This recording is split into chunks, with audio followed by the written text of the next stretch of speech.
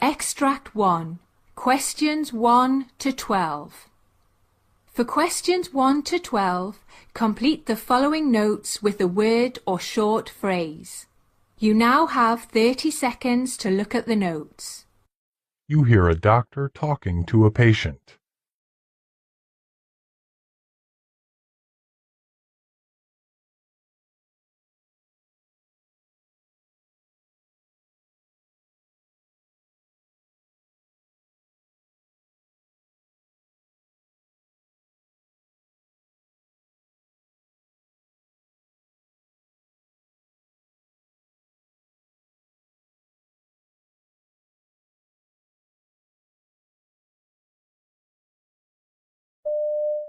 Well, I've got these skin problems which seem to be getting worse. At first, I thought I had dermatitis or maybe even a fungal infection. I'd had something like that as a child. Then I started noticing these thick red areas on my skin. They're sort of a little raised, I guess. They just got worse, and the affected area got bigger and bigger all the time. I was a bit worried that it might be contagious, you know. I was worried I'd picked up something from one of my young nieces. I see them quite a lot. And these patches are... They're mainly on the outside of my elbow and over my kneecaps.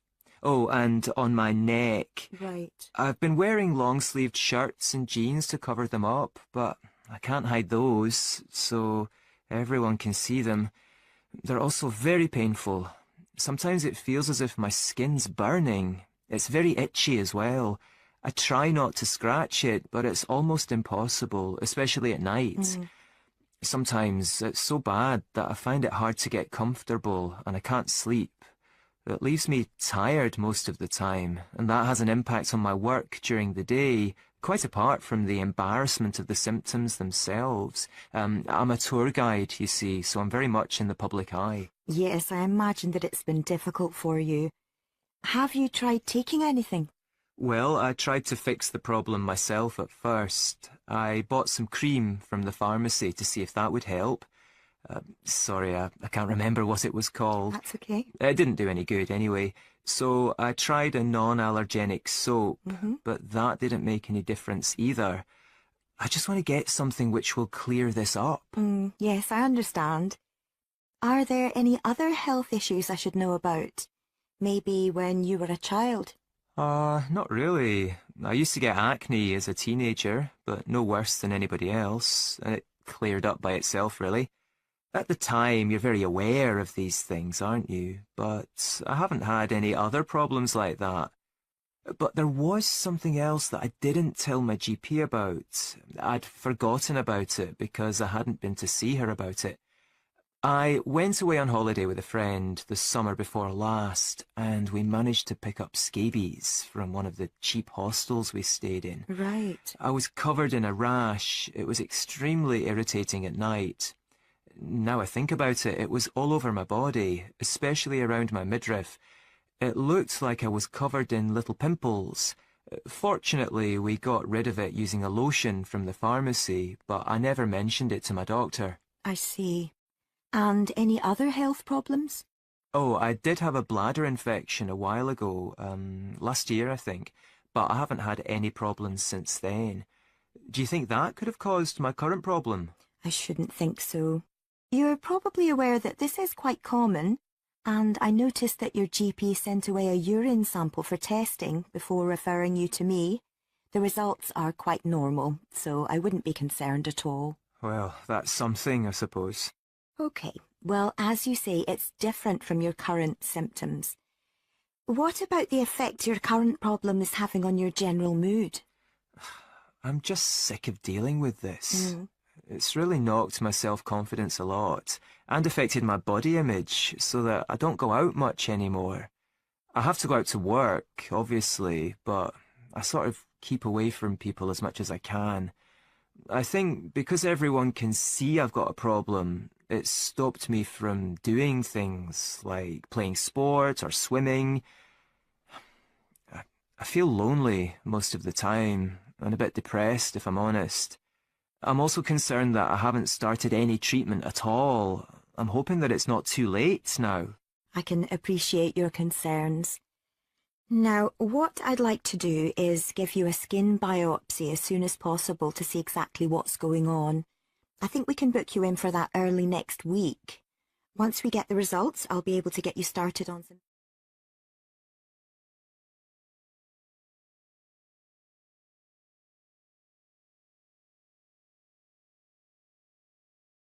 Extract 2. Questions 13 to 24. For questions 13 to 24, complete the following notes with a word or short phrase. You now have 30 seconds to look at the notes. You hear a doctor talking to a patient.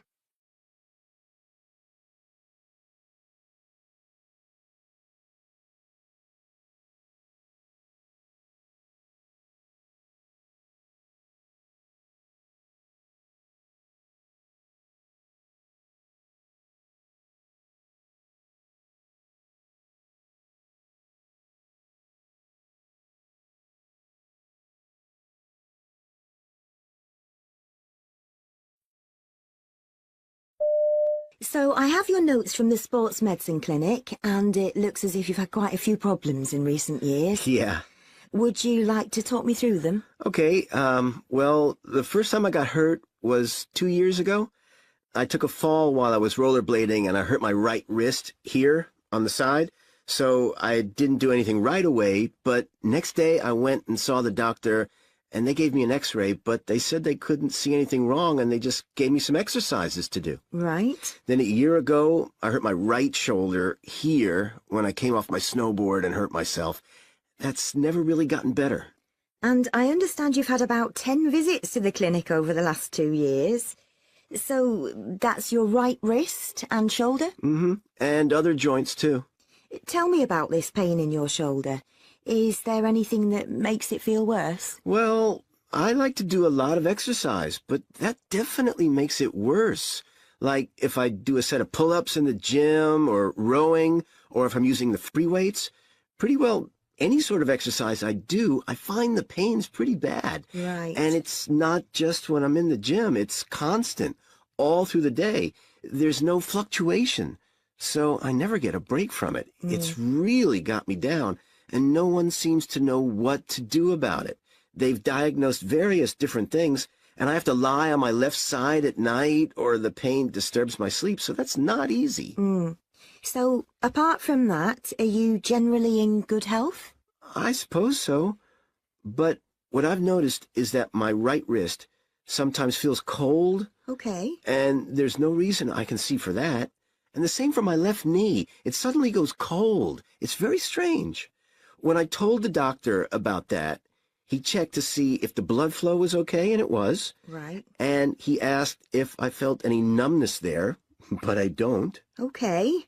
That's quite strange. And have you had any medical problems in the past?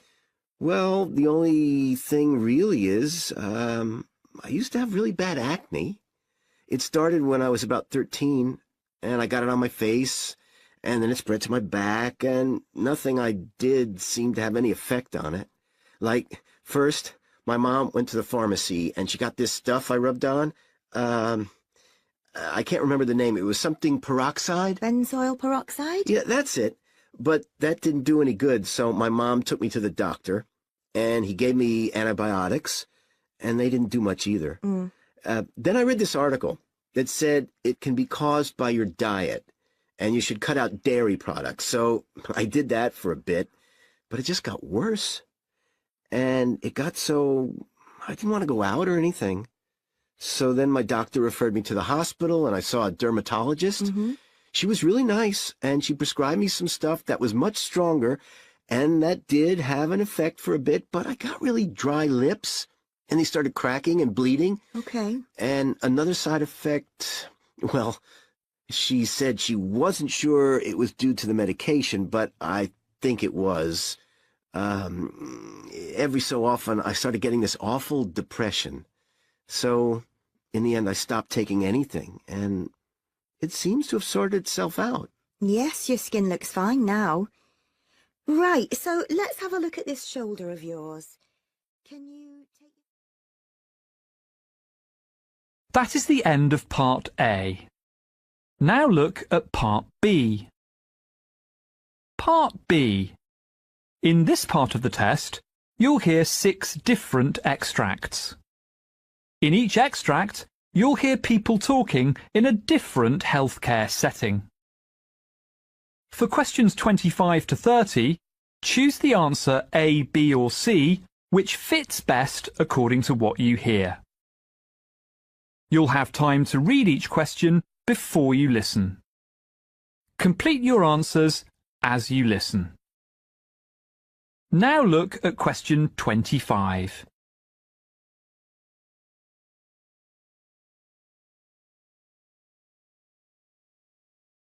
You hear a dentist discussing booking problems with her receptionist.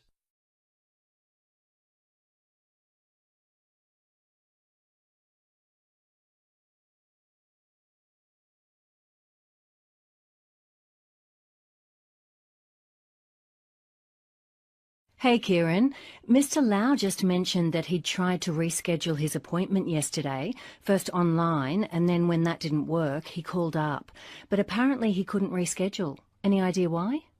I wasn't working yesterday, but let me check the notes. So, Lana left a note about the call. She says that Mr. Lau wanted to reschedule, but we didn't have any other appointments this week after 3 p.m., which is the only time he could make. He asked if he could make an appointment next week, but his procedure was marked on our system as urgent, so she had to make it in the same week. The system wouldn't have let her reschedule it any later. She wouldn't have had the authorization to change that. Still, she should have discussed this with you at lunch or at the end of the day, because then you could have decided whether it could have been postponed for a week. Yeah. In his circumstance, it would have been fine to reschedule at a slightly later date.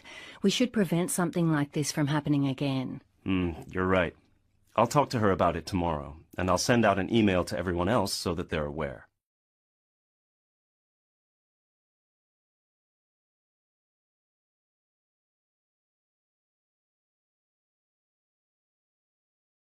You hear a doctor discussing chest X-ray information with a medical student.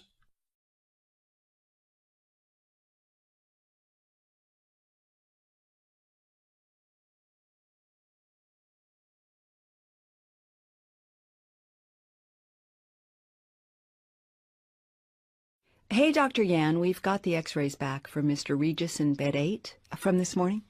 Great. Can you document them in the notes? Do you mind showing me how to write the interpretation properly? Of course. Make sure you put the patient details. Full name, date of birth, patient number, and home address first. Then put the hospital and ward, date, and time. Make sure your name is on the document too. Include the indication for the x-ray like hemoptysis or dyspnea before documenting your interpretation. Now, I use a simple mnemonic to make sure I don't miss anything. A, B, C, D, E. Airway, trachea, carina, bronchi, and the hilar structures. Breathing, lung fields and pleura. Cardiac, heart size and heart borders. Diaphragm, position, shape, and costophrenic angles. Finally, everything else, the mediastinal contours, bones and tubes or devices. Make sure you document everything clearly using this system in the notes.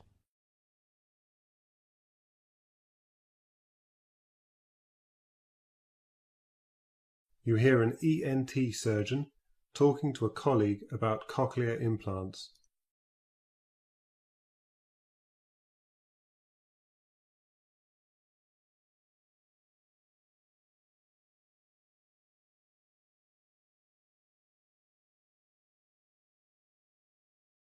We implant an electrode array which looks like several small wires made of a platinum iridium alloy into different regions of the cochlea.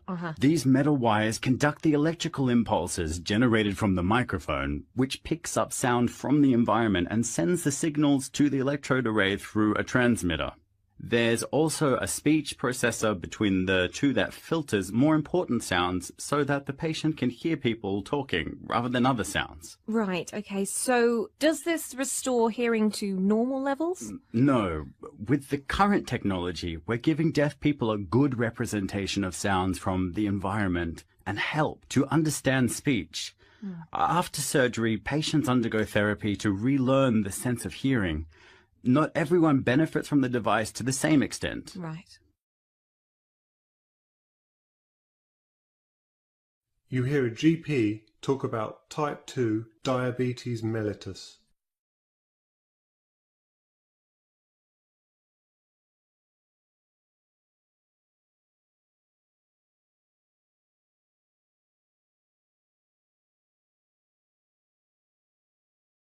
Hello. I'll be covering the diagnosis of type 2 diabetes mellitus. So there are 4 methods that we can use. The first is a fasting plasma glucose test. This is our preferred diagnostic test, as it's easier to carry out, often more convenient, and costs us less than the other 3 tests. It helps to try and book these appointments in the morning, as the patient has to refrain from eating for at least 8 hours before they can take the test. Normal fasting blood glucose will be between 70 and 100 milligrams per deciliter. A value of over 126 milligrams per deciliter indicates a diagnosis of diabetes. Bear in mind that this test should be carried out twice to confirm a positive result. The second method we can use is to measure the average glycemic load over the past 3 months.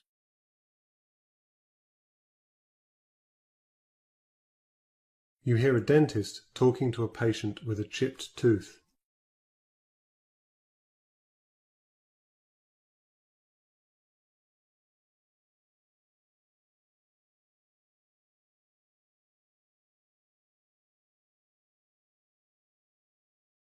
So we've talked about different options, and it seems like a veneer would be the best treatment. Given the cost of the procedure, are you happy to go ahead? It's quite expensive, but I definitely need to get it fixed. Will it stay put? Veneers tend to need replacing every 10 to 15 years, so they are a long-term solution. It will certainly be more durable than composite bonding, and it will look more realistic too. Oh, okay. That's great. And is there anything I can do to extend their lifespan? Well, you need to maintain good oral health. You know, brushing, flossing, regular checkups. You should avoid brushing your veneer too hard, as it could cause damage. Okay.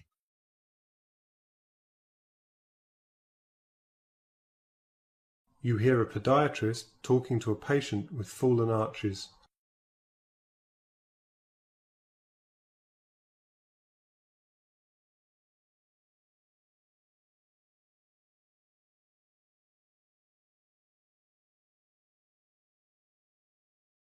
So, you say you're experiencing foot pain. Are you wearing supportive shoes? I'm wearing appropriate shoes, and I'm also wearing orthotics that should be helping, but I'm still experiencing pain in my feet. Sometimes they feel a bit numb, too. Right, okay. And you mentioned that you've been given some foot exercises to do? Yeah, the physiotherapist I went to showed me those. At first I thought they were helping, but now I think I'm as bad as I've ever been.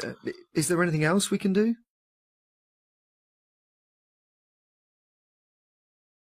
That is the end of Part B. Now look at Part C. You hear a GP, called Dr. Georgia Sims, giving a presentation on the subject of social prescribing. You now have 90 seconds to read questions 1 to 6.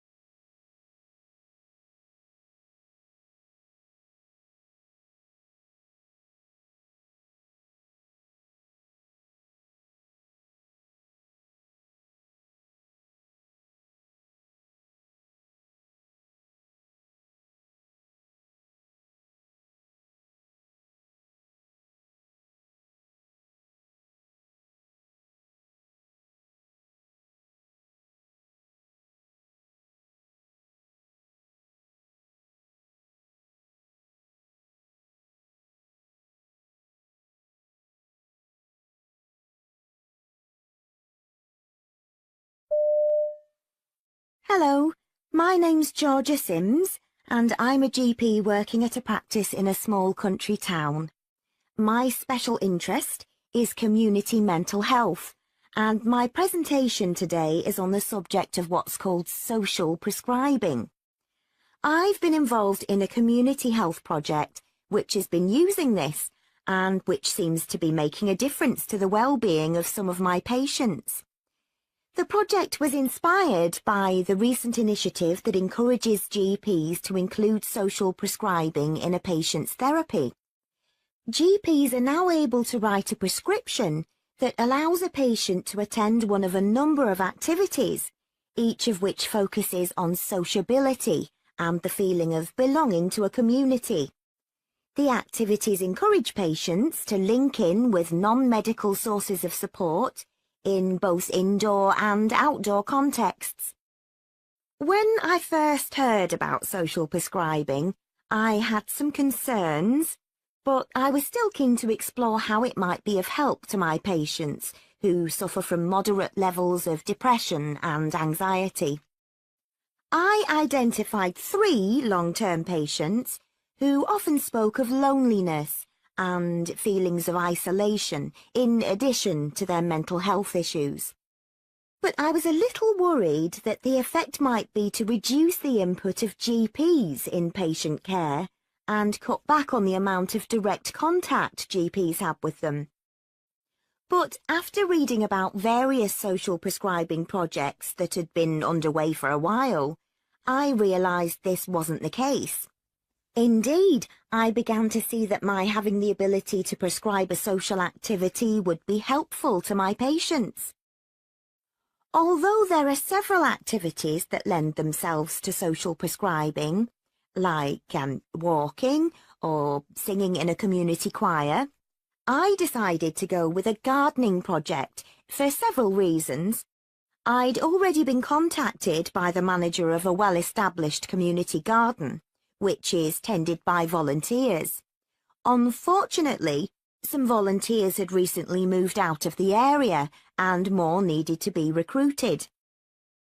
The garden is located close to public transport, which was an important consideration as none of my patients are able to drive for medical reasons. My hope was, of course, that the activity would improve their physical health. I'd previously encouraged them to try keep fit sessions, but this hadn't been a success. But I also hoped that being out in the fresh air in a non-threatening environment would have a positive emotional effect on them too. I was cautiously optimistic about the benefits to my patients of becoming involved in the gardening project. However, I was concerned that the hard work involved in digging a garden might be a daunting prospect for some of them, particularly those who had physical limitations related to health conditions. For example, one patient had undergone knee surgery the previous year and was understandably cautious about digging. Another patient has chronic back pain and was therefore unable to bend or stoop down. It was important to make sure the project manager was aware of their limitations and could tailor the activities to suit the patient's abilities, and reassure them that the activities were indeed within their capabilities.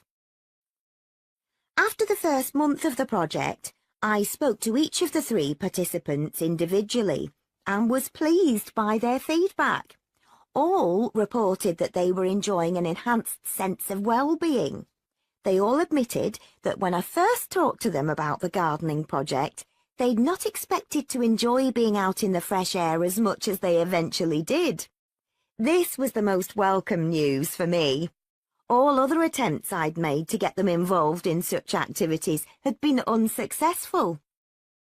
One patient added that he left the gardening project each week feeling that it was a job well done.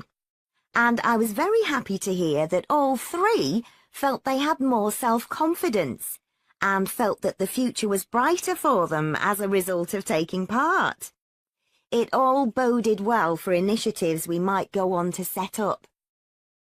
Looking back, I realised that I'd been unnecessarily sceptical about prescribing activities that were already available in the community.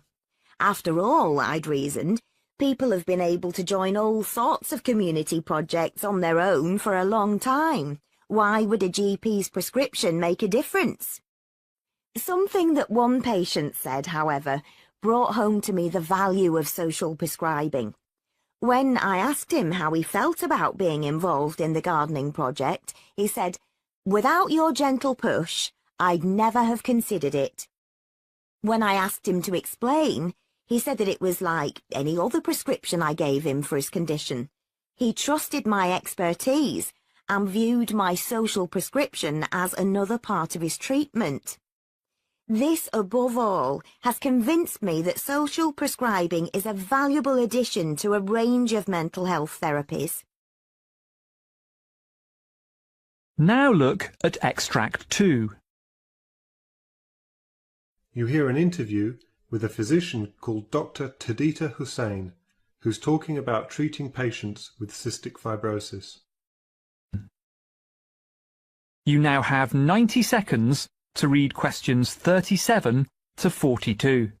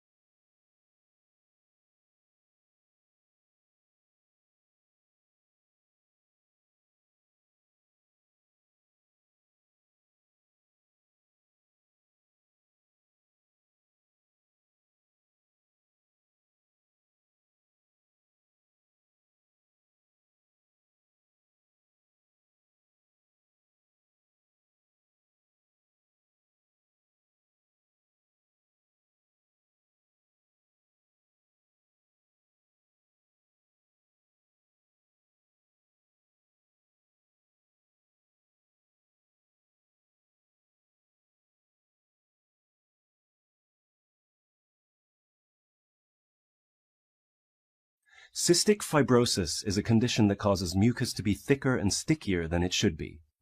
Dr. Tadita Hussain specializes in cystic fibrosis treatment and is here to share her thoughts on caring for people with the condition. Tadita, can you tell us a bit more about patients who suffer from cystic fibrosis? Absolutely. Sufferers tend to carry 2 to 5 times as much salt in their bodies as those without the condition, so you can see why their mucus is thicker than average. Treatment for these patients is usually quite time-consuming and repetitive. Patients are often required to stay in hospital for long stretches, and as the symptoms of the condition begin to present very early on in the patient's life, many of my patients are young people, and so we tend to see lots of patients with cystic fibrosis finding these hospital visits frustrating. Right. In fact, throughout the UK, about 80% of patients with cystic fibrosis who are hospitalised report feeling at least minimal levels of depression. How about young patients who aren't currently hospitalized? What can be challenging about their treatment? Well, patients can be required to take around 30 pills a day to keep cystic fibrosis under control. So it's understandable that teenagers and young people who just want to be free and independent might resent this ordeal if they think they can get away with it. Mm-hmm. One of the most difficult things we have to contend with is the fact that if patients stop taking their medication or doing their daily breathing treatments, their condition won't immediately worsen. Instead, it will gradually become more severe until they contract a serious infection, which puts their lives at risk. So, what approaches do you use when treating patients with cystic fibrosis? Well, we've found distraction therapy to be extremely useful. We're incredibly lucky to have received a donation of a number of virtual reality headsets following their success in a number of treatment trials. We use the virtual reality headsets to transport the patient to outdoor settings, often corresponding to the activities they're required to do with us. When they complete breathing exercises on a stationary bike, for example, the VR headsets display a virtual outdoor bike ride. Our patients find it helpful to pretend to be somewhere else during treatment, and it's often easier for us to administer breathing treatments to patients using these headsets, as they're more relaxed when they're not focused on the actuality of the test. So, what sorts of changes have you seen in your patients as a result of these methods? One of my patients, a 24-year-old man with cystic fibrosis who was in hospital waiting for a lung transplant, well, he found treatment very difficult at first. He was preoccupied by his need for a transplant and frustrated by feelings of powerlessness. He would often resist treatment. We started using the virtual reality systems with him as soon as we got them, and it took a while for him to get on board, but when he did, it was like someone had breathed new life into him. Not only did he stop hindering his treatment, he actually began to look forward to it. He's even started helping us to think about other ways we can improve the experiences of our patients, like improving social interaction. Yes, I understand that there are difficulties involved in patient communication. We're looking into the possibility of instant messaging functions between patients, and even virtual games that they can play against each other. Unfortunately, patients with cystic fibrosis have to be kept apart to avoid cross-infection. It's just one more cross to bear for our patients, that they can't talk to those going through the same thing. Right. Our patients get plenty of interaction with myself and the rest of the staff, but we'd like to make sure they have access to a network of fellow sufferers too, for support and advice. I see. That all sounds quite futuristic. Are there any other advances on the horizon for the treatment of cystic fibrosis? Well, there's a new drug that's been in the news recently. It's a combination of lumacaftor and ivacaftor. You might know it by the brand name Orkambi. The drug works by improving the level of water and salt in the body, thereby reducing the thick mucus that causes illness and respiratory issues in those with cystic fibrosis. Even more exciting and futuristic, though, is the possibility of gene therapy, where the genetic mutation that causes cystic fibrosis in individuals is replaced with a healthy gene. This would effectively cure those with the condition and significantly extend the lives of thousands of people and remove the need for lengthy stays in hospital.